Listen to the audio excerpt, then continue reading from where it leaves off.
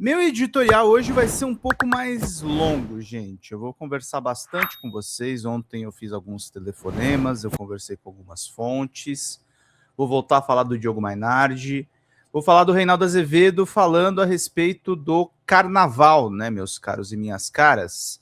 Trazer aqui o textão que o Reinaldo escreveu no X dele. Isso tudo faz parte de um mesmo editorial, tá, gente? Mesmo porque o Reinaldo está sendo alvo desses lavajatistas. O desfile da Acadêmicos de Niterói e os respectivos comportamentos de Lula, Janja e os ministros passaram longe de crime eleitoral.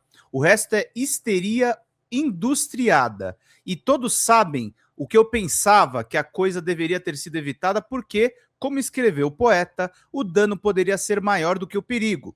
Não foi e tudo ficou no limite da legalidade, concordo, Reinaldo. Exaltação e crítica política em carnaval não são novidades. Uma coisa é não gostar da leitura que se faz da história. A outra é acusar de um crime que não aconteceu. As vozes mais estridentes acusando ilegalidade vêm dos mesmos que não viram a ameaça golpista de Bolsonaro em 7 de setembro de 2021. Vale dizer, quem confunde crime eleitoral, quem confunde crime com legalidade, liberdade de expressão, liberdade de expressão, acaba confundindo liberdade de expressão com crime. Ah, mas há poucos especialistas. Caras e caros, há especialistas para quase tudo, sobretudo quando eles têm de ser encontrados para dar o contraponto. Até terraplanistas inimigos da vacina já consideram entrevistas em nome da pluralidade. Em suma, não houve crime eleitoral na Sapucaí, não no desfile da Acadêmicos de Niterói. E aí tem a crítica que o Reinaldo fez à presença da Janja. Vamos ver aqui rapidinho o trecho. Vou deixar pequenininho, vamos lá. E da Acadêmicos de Niterói no domingo na Marquês de Sapucaí. A agremiação vai homenagear o presidente Luiz Inácio Lula da Silva. A primeira-dama Janja da Silva decidiu desfilar e estará no último carro alegórico. Lula vai acompanhar o desfile no camarote da Prefeitura do Rio, acompanhado do prefeito Eduardo Paes e aliados. O governo trabalha para evitar que a apresentação seja interpretada como propaganda eleitoral antecipada, que está em análise no Tribunal Superior Eleitoral.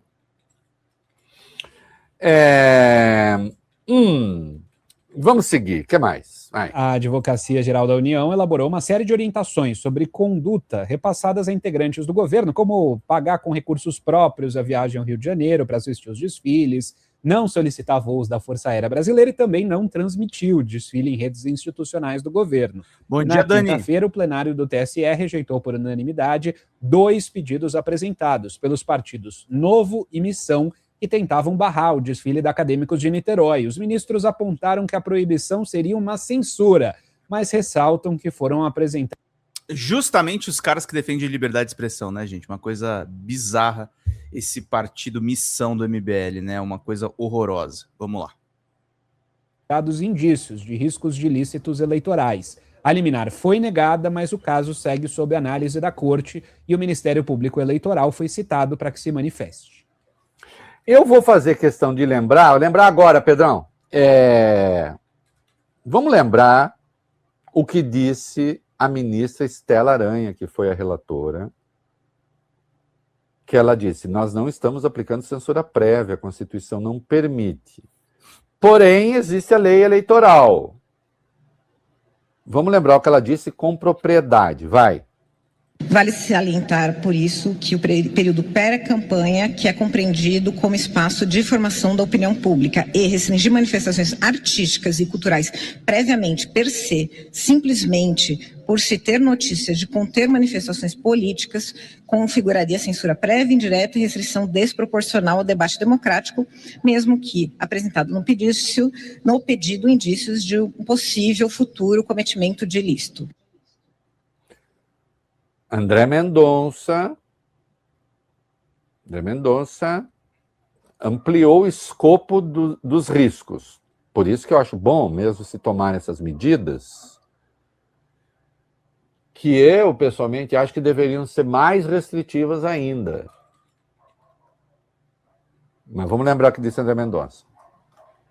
Havendo a caracterização de propaganda eleitoral, seja mediante o pedido explícito de votos, ou seja, mediante o uso de outras palavras, como palavras mágicas, os fatos não somente poderão ser havidos como propaganda eleitoral irregular, como também poderão ser objeto de investigação judicial eleitoral sob eventual perspectiva de abuso de poder político, econômico e até mesmo dos meios de comunicação. Nesse sentido, caberá pelos meios próprios a devida apuração e processamento, caso se configure eventual prática. Em tese, é possível que haja até mesmo configuração de ilícitos que vão além da seara eleitoral e que podem demandar, por exemplo, ressarcimento ao erário de eventuais recursos públicos aplicados com desvio de finalidade, a prática de atos de improbidade administrativa por aqueles que financiaram esse tipo de atividade e, eventualmente, até mesmo crime de responsabilidade por parte das autoridades eventualmente envolvidas. Não faltando advertências, também houve a de Carmen Lúcia, sobre areia da praia, areia movediça, etc. Vai lá. É um ambiente muito propício a que haja excessos, abusos e ilícitos. A festa popular do Carnaval não pode ser fresta para ilícitos eleitorais, de ninguém. É que isso aqui não parece ser um cenário de areias claras de uma praia. Parece mais areia movediça. Quem entra, entra sabendo que pode afundar.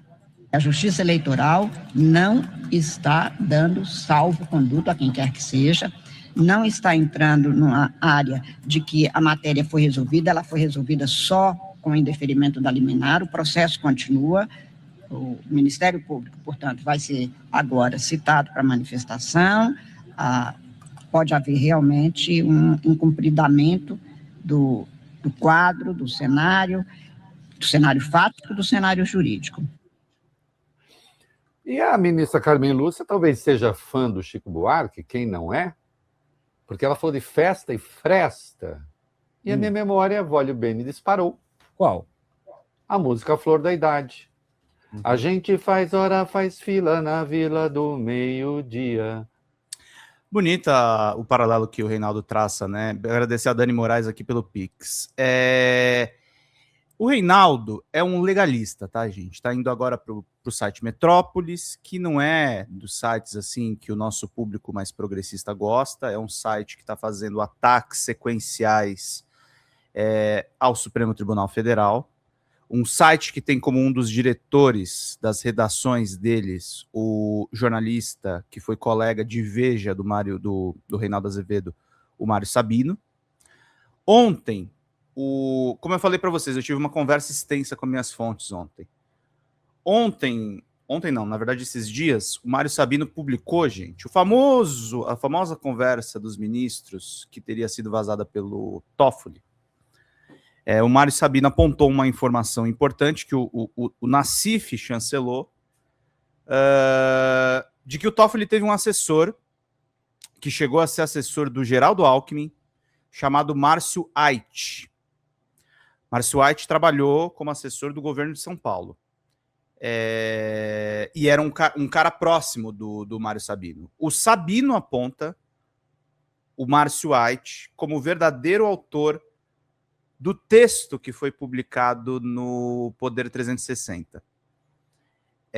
O Márcio Ait segue como colunista, o texto do Poder 360 não é assinado, mas, de fato, ao que tudo indica, e eu falei numa live anterior minha, mas aí era mais um palpite do que uma realidade menos calcada nos fatos. Isso aponta que o Toffoli teria, talvez, o Toffoli ou os assessores atuais do Toffoli, ou o próprio Ait conseguiu essa informação, vazado isso para o site Poder 360. Por que eu estou contando isso para vocês, gente? Está rolando uma grande briga política agora em torno das eleições, de gente querendo enfraquecer o Lula, de gente já encarando que o Lula vai ganhar as eleições e que pode enfraquecer o futuro governo, ou aparelhar o futuro governo, porque a realidade é uma só, tá, gente? Eu vou dar um nome aqui, ao longo do editorial que eu vou falar com vocês, mas a real é que o governo ainda está coalhado de bolsonaristas e de lavajatistas infiltrados. A Lava Jato não morreu, tá, gente? apesar do Augusto Aras ter, de fato, desmontado muito dos mecanismos da operação, até pouco tempo atrás, o Tony Garcia conta isso nas entrevistas, o Januário Paludo, que não era um cara pequeno na Operação Lava Jato, estava no gabinete do Gonê, que é o atual PGR. Então, queridos e queridas, não é à toa que Diogo Mainardi, no seu Instagram, dispara contra o Reinaldo Azevedo e contra o Dias Toffoli, lembrando do tempo em que ele era sócio do Mário Sabino na revista Cruzoé e no site Antagonista, quando ele posta essa foto de Veneza aqui, o fedor de Veneza, né, gente?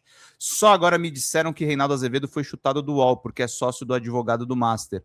O fedor demora para chegar em Veneza. O Diogo Mainardi tem rancor da mudança política do Reinaldo e das críticas que o Reinaldo faz à Lava Jato. Por que ele tem esse rancor? Por talvez intrigas pessoais, claro, eu não conheço a intimidade dos dois, e eram de fato amigos.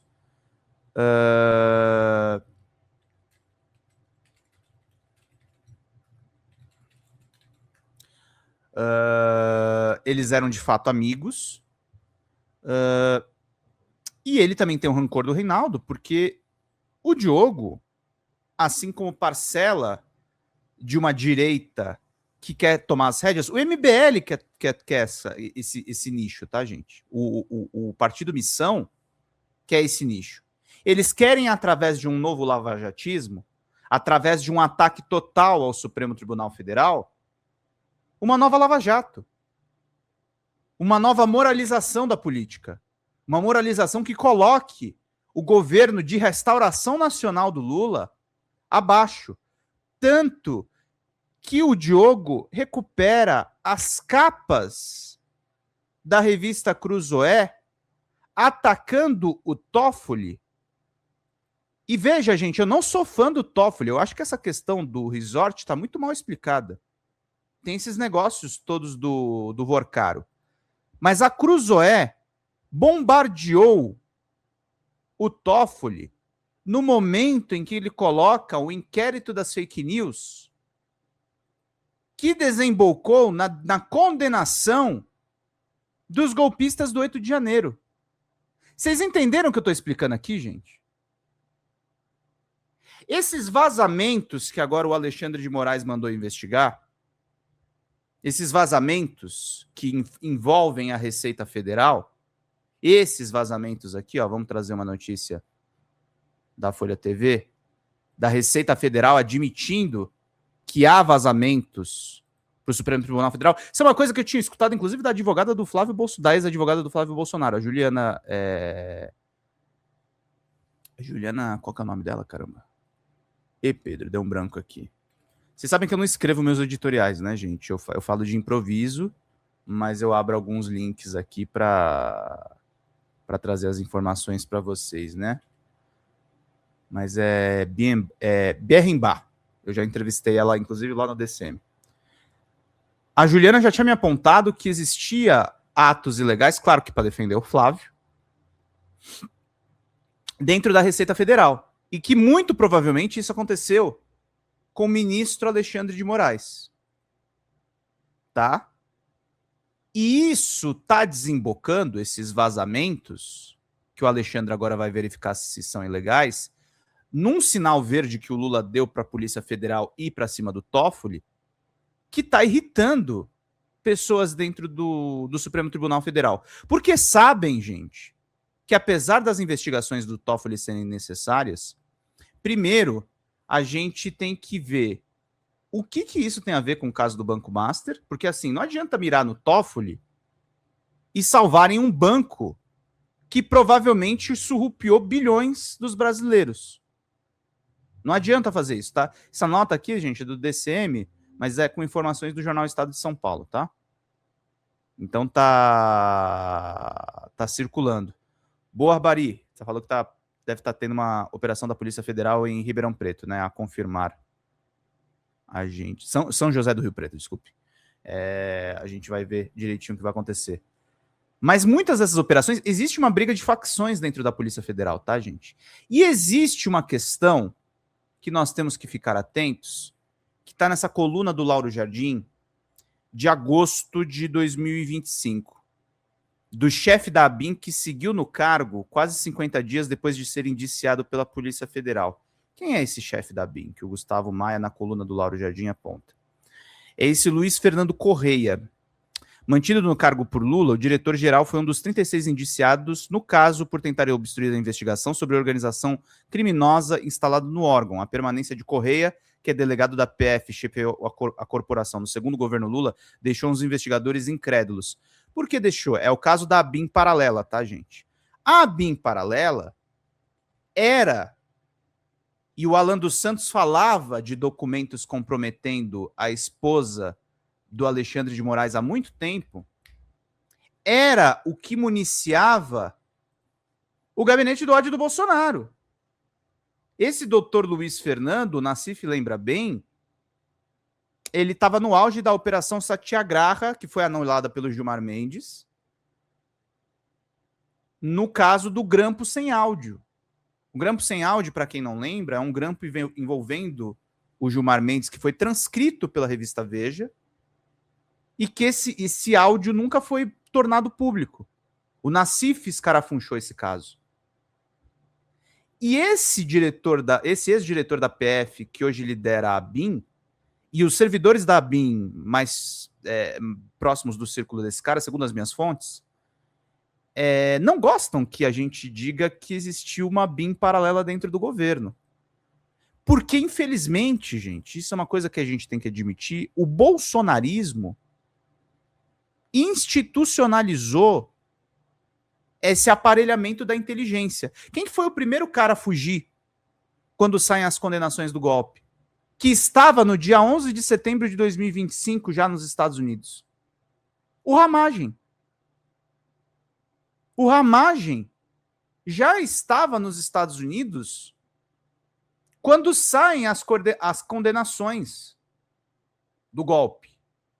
Então, meus queridos e minhas queridas, não é à toa, não é uma coincidência, não é uma coisa comum que o Diogo Mainardi e que o Mário Sabino, o seu Mário Sabino, que apesar de trazer uma informação relevante, parece que foi esse ex-assessor do Toffoli, que pode ter vazado essa informação no Poder 360, que eles estejam todos em modo ataque. Eu não estou defendendo o Toffoli, gente. Eu tô delimitando para vocês aqui nesse editorial um fenômeno que está na cara de todo mundo. É um neolavajatismo, sim, gente. Mas não é simplesmente uma operação coordenada pelo Moro para punir corruptos e que depois vai desembocar na prisão do Lula sem obedecer o direito do juiz natural, puxando todos os processos para Curitiba e instaurando ali uma república de estado de exceção, palavras do jurista Pedro Serrano. Não é o mesmo modelo. Agora é mais difuso e o objetivo dessa nova Lava Jato é destruir o Supremo. É destruir o Supremo. O Supremo não precisa de uma defesa apaixonada. Mas é o seguinte, sem o sistema de justiça, sem a atuação de um homem como Alexandre de Moraes, indo para cima desses vazamentos ilegais dentro da Receita, a gente não vai ter justiça nesse país. Eles vão aparelhar ou para impedir que o Lula ganhe as eleições, esse é um dos objetivos, ou para corromper o governo Lula depois que o Lula ganhar as eleições. Vai ter uma disputa de poder, gente. Tem, inclusive, inimigos internos ao governo. Por isso é muito sério o que eu estou colocando aqui. Muito sério. O presidente Lula precisa rever essas questões e entender que o alvo não pode ser o Toffoli. O Toffoli fez coisas horrorosas com o presidente da República e ninguém vai passar pano para isso. Mas é o seguinte, a 13ª vara precisa ser passada limpo. E segundo o Tony Garcia, basta uma decisão do Toffoli agora. O governo vai ficar atacando o Toffoli por quê? Por quê? Veja, eu não estou defendendo o Toffoli. Eu não acho que a questão do resort é defensável. Mas quer dizer que agora o principal assunto da República, vamos falar em graus de grandeza? Sim, o resort vale alguns milhões. Ótimo, tem um banco roubando bilhões. O que a Receita está fazendo nesse processo todo? Será que a Receita realmente está agindo de uma forma correta? Ou ela está fazendo uma perseguição interna em torno de determinados alvos? Eu fiquei muito intrigado com as conversas que eu tive ontem. Muito intrigado. Muito intrigado pelo grau de conspiração que existe dentro do próprio governo. E é tudo que a gente não precisa agora. Nós precisamos que esse último governo Lula, pela responsabilidade que o presidente tem, seja um governo mais tranquilo e mais coeso do que um bando de gente em torno de disputas de poder. Existe, a gente está vendo até pelos arquivos Epstein, eu não tô dizendo que os casos são a mesma coisa, tá? Mas a gente está vendo até pelos arquivos Epstein que esses ciclos da elite, eles têm esse costume de um gravar e um dedurar o outro. E a gente viu isso na 13ª Vara com os grampos que o Moro fez com os desembargadores. O Tony Garcia relata isso está documentado nos arquivos da 13ª Vara. Muitas pessoas são lavajatistas dentro do governo Lula por conta de possíveis extorsões. Tem gente que está na mão de certos lavajatistas. A gente está vendo, pessoal, com a perda de relevância, por exemplo, da Editora Abril, a Editora Abril chegou à falência, hoje é um outro troço, mas esses jornalistas que fizeram a Lava Jato no passado, que fizeram Mensalão, que fizeram Petrolão, que fizeram todos os escândalos, que tinham como objetivo não moralizar a República, mas eleger qualquer imbecil de direita, incluindo o Bolsonaro, para fazer o projeto de desmonte do Estado. Foi para isso que serviram essas reportagens. E eu não estou dizendo aqui, gente, que eu sou a favor de corrupção, não. Se for comprovado ilícito, que as pessoas paguem. Que as pessoas paguem. Olha, por exemplo, o Adriano Bastos pergunta aqui, né? Por que a Academia Brasileira de Letras, fundada pelo gênio Machado de Assis, tem um propagador de fake news contra Lula como seu presidente? Por que o mentiroso Merval Pereira está nesse cargo? Porque o lavajatismo é institucionalizado nesse país. Merval Pereira, muito bom comentário seu. Eu centrei hoje a questão do Diogo Mainardi, mas Merval Pereira é outro nome importante. Por que Merval Pereira está na presidência da Academia Brasileira de Letras? Porque a Globo tem um poder político gigantesco nesse país. E é a Globo que mantém a Lava Jato, na pior fase da Lava Jato, quando surge a Vaza Jato, a Globo manteve o Merval em posição de destaque, porque o Merval é o lavajatista de estimação. Ele é a voz dos chefes. Merval Pereira está na Academia Brasileira de Letras porque ele é a voz da família Marinho. E a família Marinho é influente na cultura desse país. Haja vista as telenovelas. O lavajatismo segue vivo, meus caros. E eu não sei quando ele vai morrer. Augusto Aras tentou eliminar. Augusto Aras, amando de Jair Bolsonaro, tá? Tentou eliminar. Que Bolsonaro não queria ter como competidor o Moro. Mas essa sanha moralista sem noção, porque é o seguinte, eles não querem sanear o Brasil da corrupção. Eles querem o Lula enterrado. Eles queriam, com a prisão ilegal do Lula, matar o presidente Lula. Matar o presidente Lula. A ideia desse pessoal era essa. A ideia desse pessoal era matar a esquerda, matar o PT. Não existir mais a esquerda, não existir ideias de esquerda no cenário político. E farão agora, se a gente deixar, o mesmo com o PSOL. Farão a mesma coisa com os outros partidos. Entendam, gente. Eu tive conversas importantes ontem para chegar nessas conclusões que eu estou trabalhando com vocês aqui hoje. E o Reinaldo Azevedo me falou acertadamente.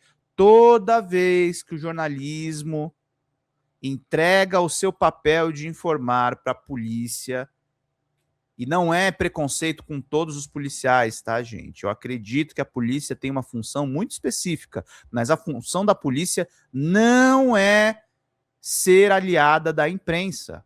A imprensa tem que contar a verdade dos fatos. O jornalista tem que falar, às vezes, com bandido. O jornalista não é super-herói. O jornalista tem que informar para vocês os fatos. E a destruição da Suprema Corte só alimenta as pessoas que são sem noção nessa luta moralista. Pessoas que muitas vezes, às vezes, têm problemas com a justiça. E é por isso que dizem que o judiciário é corrupto. Eu não estou dizendo que eu acredito cegamente na justiça, gente. Eu não sou. Eu sou profundamente cético com a justiça. Profundamente crítico à justiça. Mas ela é a ferramenta que nós temos hoje para evitar golpe de Estado.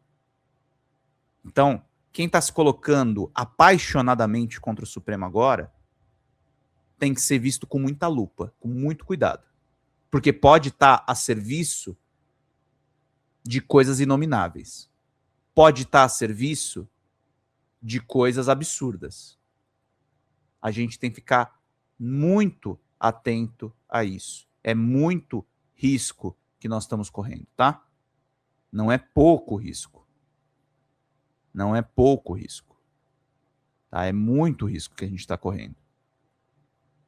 Então, meus caros, é isso que a gente tem que ficar de olho nas coisas todas que estão rolando, tá, gente? Porque senão, meus caros, minhas caras, a gente vai passar por muitos problemas em torno de tudo que a gente tem acompanhado, tá, meus queridos e queridas? Vamos pra gente ficar por dentro de tudo, agradecendo aí a todo mundo que tá com a gente. O Lucão mandou aqui, né? O lavajatismo é parte da estrutura política brasileira, somente uma reforma do sistema político, mas é impossível fazer isso nesse momento com o Congresso tomado pela extrema-direita. Exato. Exato. Exato.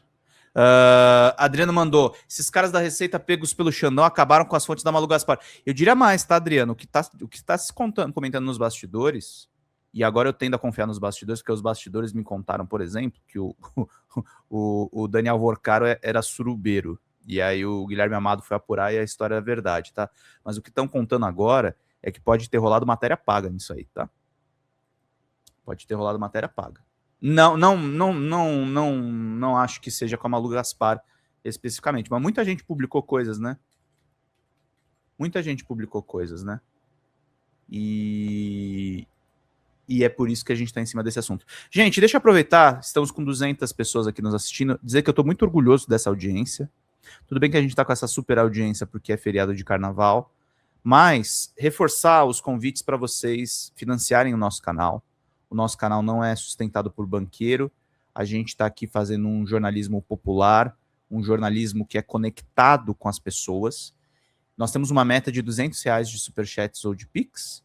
Se vocês pegarem um curso de roteiro com Vinícius Moraes, que foi roteirista do Multishow, vocês mandam 100 pilas, pode ser no Pix ou no Superchat, e ganham de presente esse curso. E a partir de 20 pilas, vocês recebem livros de PDF, tá, gente? Então é muito importante, gente, a gente ficar atento a essa coisa, tá?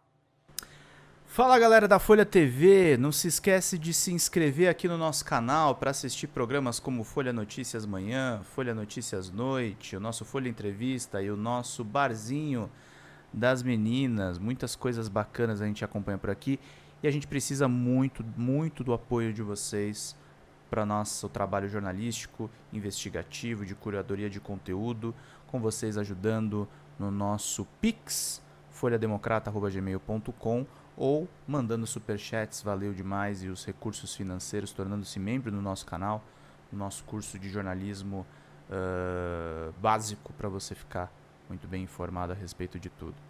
Queridos e queridas, muito obrigado pela presença de todos vocês, vida longa e próspera. Cuidem-se, cuidem dos seus, e não esquece de se inscrever aqui na Folha TV. Até mais!